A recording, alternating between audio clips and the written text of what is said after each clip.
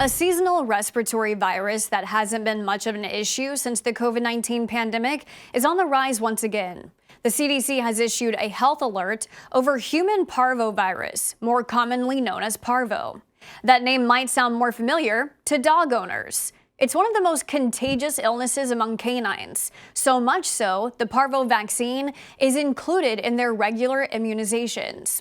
But parvo can be a human illness too, and the CDC says it's been getting more reports of people testing positive for this variant of the virus lately. Parvo is spread through respiratory droplets, and adults are usually safe from it because they had it when they were younger and built up antibodies to it. The CDC says people who work with children, like in schools or daycares, are at a higher risk for infection.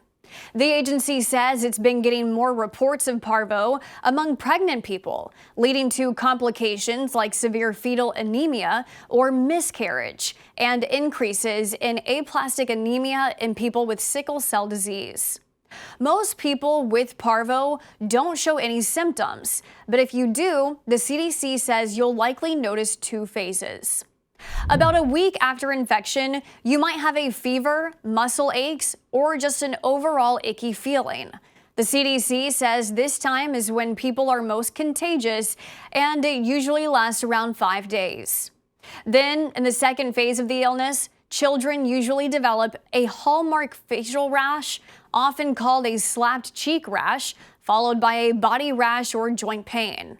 Adults often have a rash on their torso and back and joint pain. There's no human vaccine for parvo, nor is there a specific treatment other than easing symptoms. The CDC says most infections will clear up on their own.